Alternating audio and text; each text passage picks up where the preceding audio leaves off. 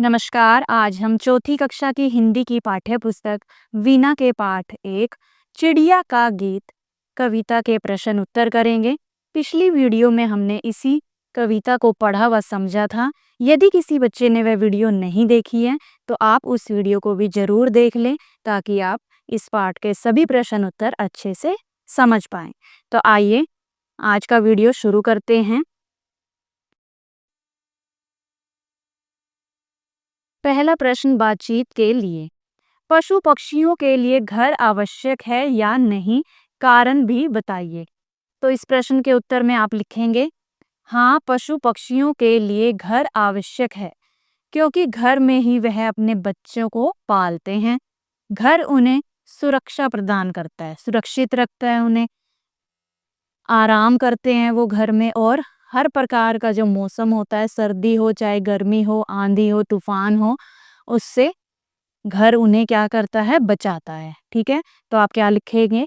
हाँ, पशु पक्षियों के लिए घर आवश्यक है क्योंकि घर में ही वह अपने बच्चों को पालते हैं। घर उन्हें सुरक्षा, आराम और मौसम से बचाव देता है। फिर अगला प्रश्न है, आपके परिवार के सदस्य घर से बाहर क्यों जाते हैं?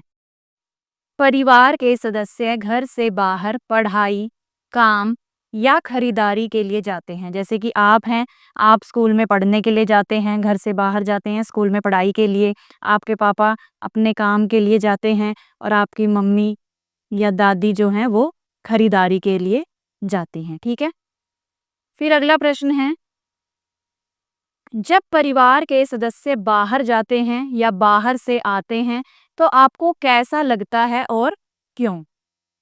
तो इसका उत्तर क्या लिखेंगे आप? जब कोई बाहर जाता है तो थोड़ी चिंता होती है। जब भी आपके घर से कोई बाहर जाता है तो आपको थोड़ी फिक्र होती है उस व्यक्ति की। ठीक है, और जब वे लौटते हैं तो आपको खुशी होती है क्योंकि पूरा परिवार तब एक साथ होता है। प्रश्न 4 है, जब कोई अतिथि, अतिथि का अर्थ होता है मेहमान, आपके घर आता है या आप किसी संबंधी संबंधी यानी कि किसी रिश्तेदार के घर जाते हैं तो आपको कैसा लगता है? तो उत्तर आप लिख सकते हैं कि अतिथि आए, कि आपके घर में चाहे कोई मेहमान आए या आप कहीं जाएं तो वो क्या आपको बहुत ही अच्छा लगता है क्योंकि नए लोगों से मिलना अच्छा अनुभव होता है। जैसे आप उनसे बातचीत करते हैं, उनके बारे में जानते हैं, वो आपके बारे में जानते हैं। ठीक है, और आप खुशियां बांटते हैं एक दूसरे के साथ। ठीक है, तो क्या लिखेंगे आप कि जब कोई अतिथि चाहे आए या हम कहीं जाएं तो हमें बहुत ही अच्छा लगता है क्योंकि नए लोगों से मिलना एक अच्छा अनुभव होता है। प्रश्न 5, क्या आपको लगता है कि पक्षियों की तरह हम भी धीरे धीरे बड़े होते हैं और फिर उनकी तरह ही संसार देखते हैं? अपने अनुभव साझा कीजिए। तो उत्तर है इसका हाँ, जैसे पक्षी बड़े होते हैं वैसे वैसे ही हम भी धीरे धीरे बड़े होते हैं और अनुभव के साथ संसार को समझते हैं। अब अगला प्रश्न कविता की बात से। नीचे दिए गए प्रश्नों में 4 विकल्प दिए गए हैं यानी कि ऑप्शन दिए गए हैं। प्रश्नों के उत्तर में एक से अधिक विकल्प सही हो सकते हैं। जैसे प्रश्न हमें क्या दिया गया है, घोंसले से संबंधित उपयुक्त वाक्य को चिन्हित कीजिए, कि जो घोंसले से संबंधित उपयुक्त वाक्य है उसे हमें उस पर हमें निशान लगाना है। ठीक है, तो पहला वाक्य क्या दिया गया है, घोंसला पक्षियों का घर होता है। तो ये क्या है, सही है। ठीक है, घोंसला सूखे तिनकों से बनाया जाता है, ये वाक्य भी सही है। पक्षियों का घोंसला केवल पेड़ों पर होता है, केवल पेड़ों पर होता है नहीं, वो आपके घर की दीवारों पर, छज्जे के ऊपर कहीं भी घोंसला बना सकते हैं। तो ये क्या है, गलत है। ठीक है, अगला वाक्य, कुछ पक्षियों का घोंसला हमारे घरों में भी होता है। तो इसका क्या, ये भी बिल्कुल सही है। तो आपने जो इस घोंसले से संबंधित सही वाक्य थे उन्हीं पर केवल निशान लगाना है। ठीक है, अगला प्रश्न है, कविता में अंडे जैसा था आकार का प्रयोग निम्नलिखित में से किसके लिए किया गया है? संसार के लिए, आकाश के लिए, घर के लिए या घोंसले के लिए। तो कविता में अंडे जैसा था आकार, इसका प्रयोग किसके लिए किया गया है?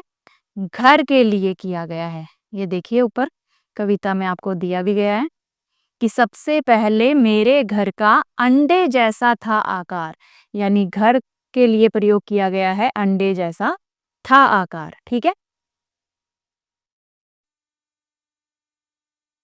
अब अगला प्रश्न देखिए। तब मैं यही समझती थी बस इतना सा ही है संसार। इन पंक्तियों में इतना सा का क्या अर्थ है? इतना सा, ये चार ऑप्शन आपको दिए गए हैं। बहुत छोटा, बहुत लंबा, बहुत बड़ा या रंग बिरंगा। तो इस पंक्ति में इतना सा का अर्थ है कि बहुत छोटा, कि चिड़िया को क्या लगा कि उसका संसार जो है वो केवल इतना सा है, यानी छोटा सा है, बहुत ही छोटा सा है। ठीक है, प्रश्न 2, नीचे दी गई कविता की पंक्तियों का मिलान उनके नीचे दी गई उपयुक्त पंक्तियों से कीजिए। तो यहाँ पर हमें कुछ पंक्तियां दी गई हैं, उसका मिलान हमें इनसे करना है, जो ये हमें नीचे दी गई हैं पंक्तियां। ठीक है, फिर मेरा घर बना घोंसला सूखे तिनकों से तैयार। तो इसका मिलान हम किससे करेंगे?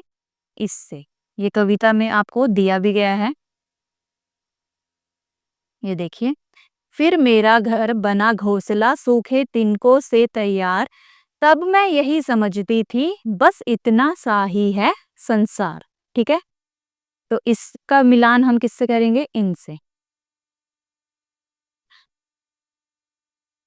ये कर दिया मिलान। अब अगली पंक्ति, आखिर जब मैं आसमान में उड़ी दूर तक पंख पसार। इसका मिलान किससे करेंगे? तभी समझ में मेरी आया बहुत बड़ा है यह संसार। कविता में भी आपको दिया गया है ये देखिए। आखिर जब मैं आसमान में उड़ी दूर तक पंख पसार, तभी समझ में मेरी आया बहुत बड़ा है यह संसार।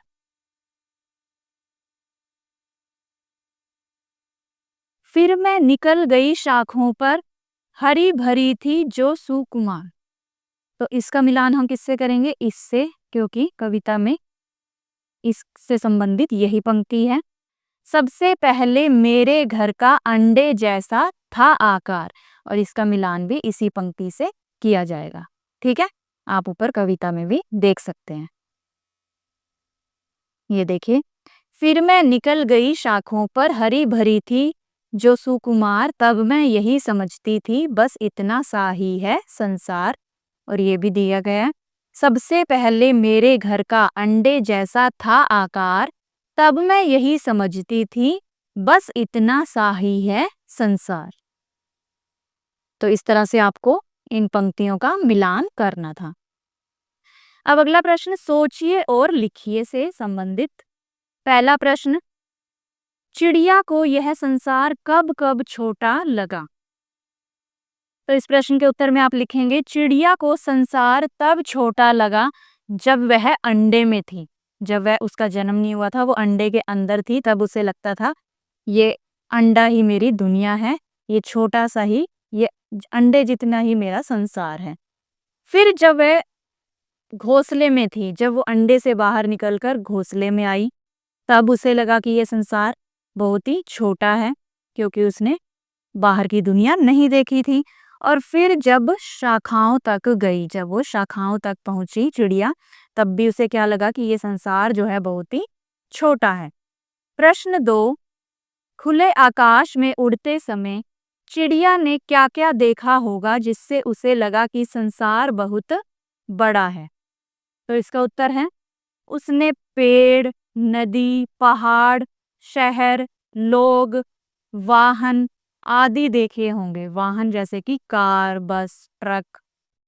ठीक है, जिससे उसे लगा कि संसार बहुत बड़ा है। तभी उसे लगा होगा कि संसार जो है, ये दुनिया जो है वो तो बहुत बड़ी है, क्योंकि उसने पहली बार क्या देखा? पेड़ देखे होंगे, नदियां देखी होंगी, पहाड़, ऊंचे ऊंचे पहाड़ देखे होंगे। ठीक है, प्रश्न 3, प्राय सुबह शाम पक्षियों की चहचहाहट यानी कलरव सुनाई देती है। ऐसा क्यों होता है?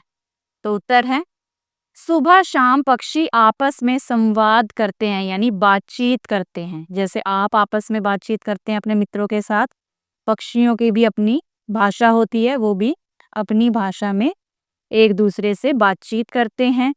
दाना पानी की खोज करते हैं, अपने भोजन की तलाश करते हैं और एक दूसरे को बुलाते हैं। इसलिए उनकी आवाज सुबह शाम हमें सुनाई देती है।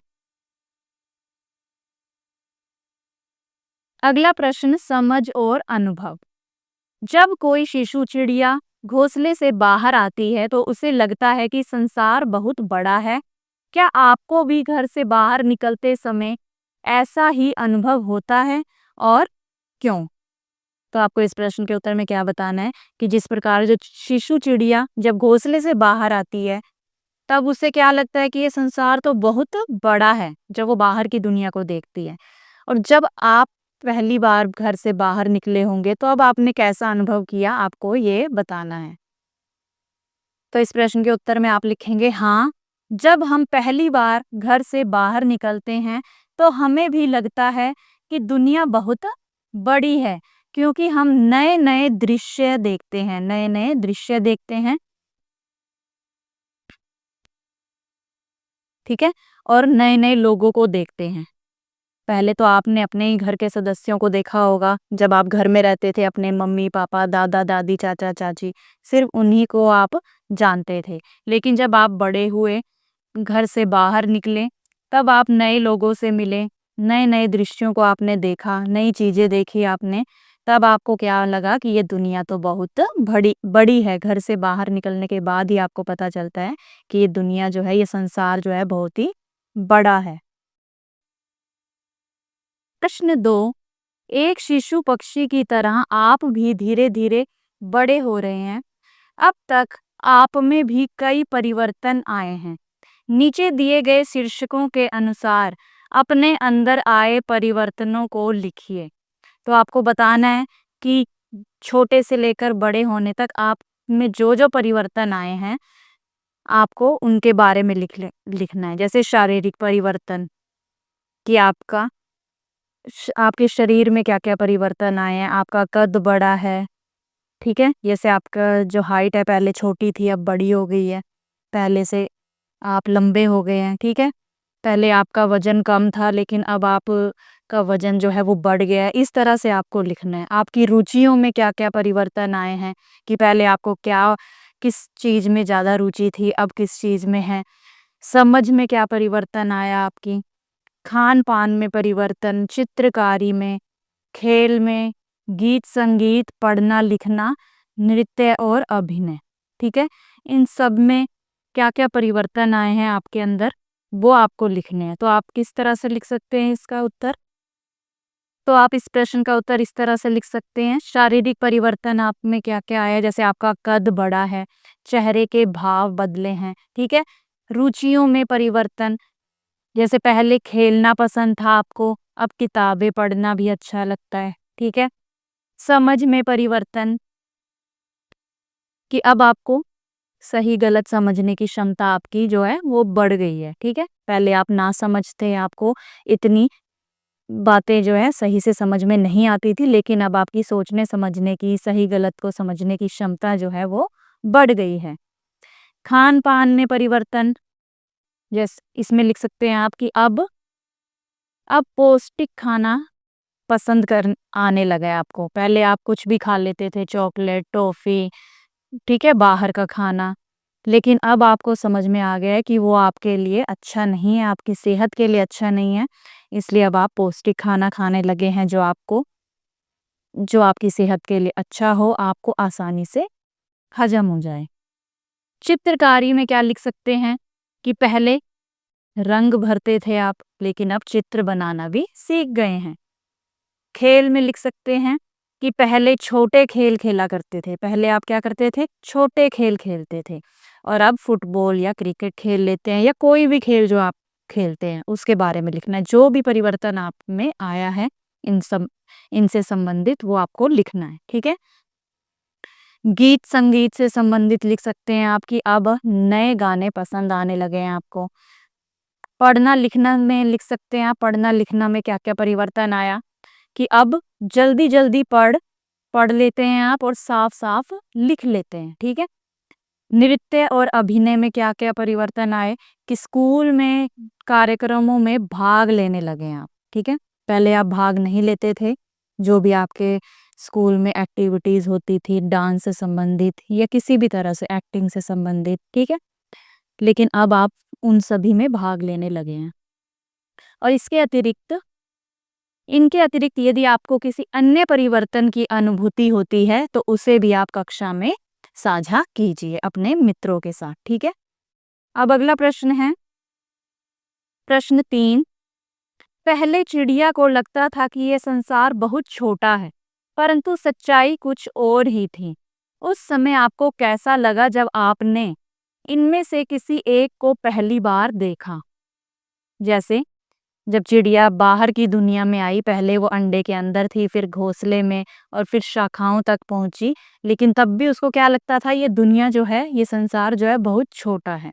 लेकिन जब वो बाहर निकली, खुले आसमान में उड़ी, तब उसे पता चला कि ये दुनिया तो बहुत बड़ी है। तो आपको बताना है कि जब आपने इनमें से किसी को भी पहली बार देखा, जैसे आपने पहली बार रेलगाड़ी को देखा तो आपको कैसा लगा? मेट्रो ट्रेन, मॉल को देखा, समुद्र को देखा जो बहुत विशाल है, पहाड़, ऊंचे ऊंचे पहाड़ों को देखा, वायुयान को देखा, एरोप्लेन को आपने फर्स्ट टाइम देखा कि अभी तक तो केवल चिड़िया ही उड़ती देखी थी आपने, आसमान में पतंग उड़ते हुए देखा था, लेकिन ये कौन सी मशीन है जो आसमान में उड़ रही है? जलयान, जो पानी में चलने वाली नाव होती है। ठीक है। नौका या बोट कह सकते हैं आप, शीप कह सकते हैं। जंगल, घने घने जंगल, जो चारों ओर हरियाली हरियाली है जहां पर, उसे आपने पहली बार देखा, तब आपको कैसा लगा? 4 या 6 विथियों वाली सड़कें देखी आपने, जिन पर ढेरों बहुत सी गाड़ियां, वाहन चल रहे हैं। बड़े बड़े खेत देखे, फसलें देखी, रेगिस्तान या मरुस्थल को पहली बार देखा, नदी को पहली बार देखा। और इनके अतिरिक्त आपके कुछ और भी अनुभव हो सकते हैं, उन्हें भी कक्षा में आप अवश्य साझा कीजिए कि अब आपको इनमें बताना है कि जब आपने इन सभी चीजों को पहली बार देखा तब आपको कैसा लगा। आप हैरान हुए, आश्चर्यचकित हुए, ये अनुभव आपको लिखना है। ठीक है। अगला प्रश्न है चित्रों की भाषा। नीचे दिए गए चित्रों को ध्यान से देखिए। चित्र से मेल खाती कविता की कुछ पंक्तियां उदाहरण के रूप में दी गई हैं। अब कविता की उपयुक्त पंक्तियों से रिक्त स्थानों की पूर्ति कीजिए। अब देखिए, हमें यहाँ पे चित्र दिया गया है। ठीक है। ये चित्र देखा हमने और इस चित्र से संबंधित पंक्ति हमें उदाहरण के रूप में दी गई है।